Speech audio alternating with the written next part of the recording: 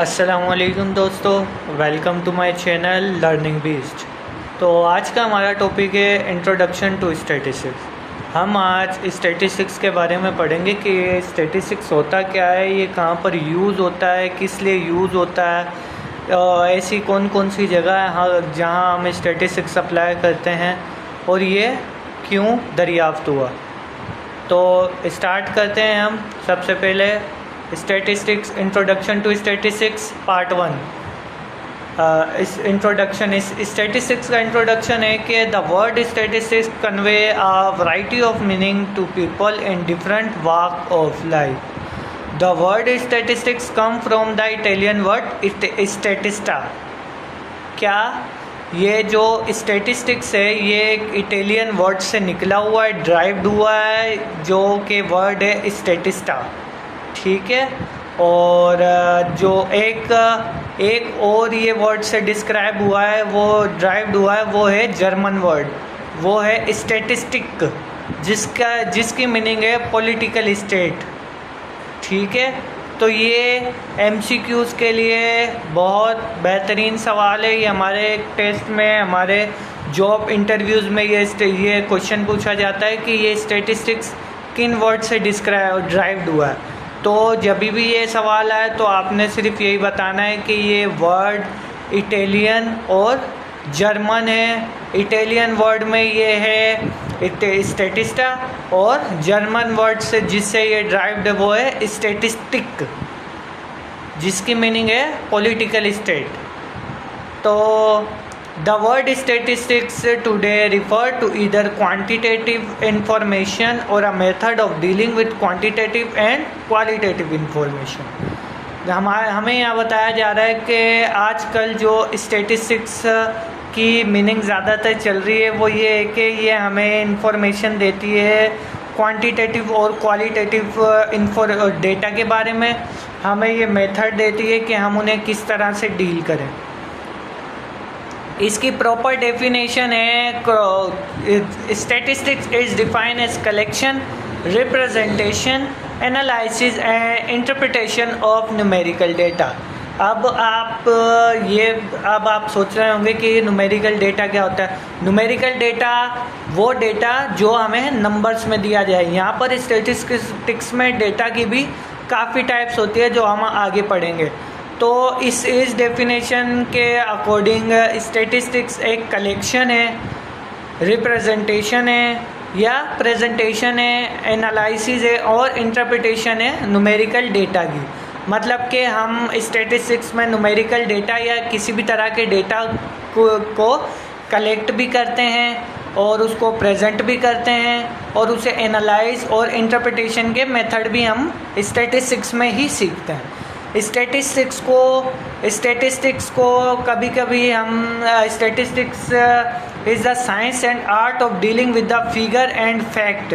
Statistics पढ़ते हैं उन्हें पता है कि स्टैटिस्टिशियन वो लोग होते हैं जो स्टैटिस्टिक्स पढ़ते हैं या स्टैटिस्टिक्स के स्टूडेंट होते हैं।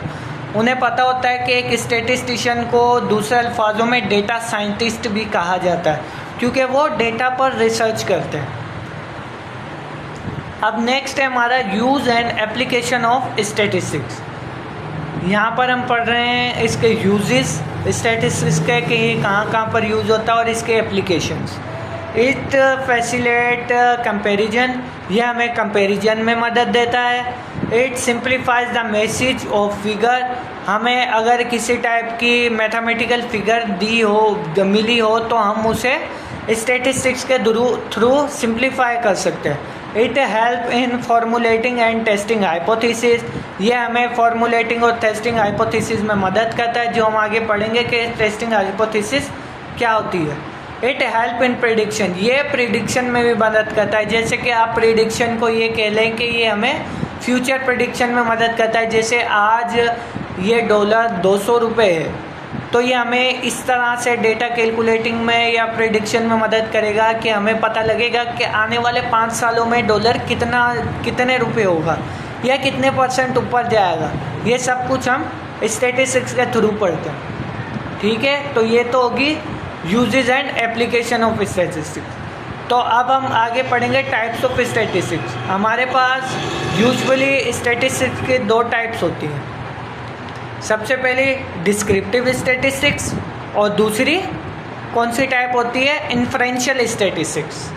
ठीक है, तो डिस्क्रिप्टिव स्टैटिस्टिक्स ये है technique to organise, display and describe data using table, graphs and summary measure. Descriptive statistics एक इस तरह की टेक्निक है जो हमें मदद देती है डिस्प्ले करने में डेटा को या डिस्क्राइब करने में, जैसे कि यूजिंग टेबल्स के ज़रिए या ग्राफ के ज़रिए। जैसे कि अब हमें ग्राफ बना देंगे, ये वाला जो आप ग्राफ देख रहे हैं ये ग्राफ बना हुआ है किस चीज़ के बारे में, एजुकेशन लेवल के बारे में। ठीक है, और ये जो टेबल है ये नंबर ग्रेड हैं, लेटर ग्रेड हैं और परसेंटेज ऑफ क्लास हैं। इस तरह डिस्क्रिप्टिव स्टैटिस्टिक्स है हमारे पास। फिर उसके बाद है हमारे पास inferential statistics, technique that enable us to use information gathered from a sample to make decision, inference or predict about or predictions about a population।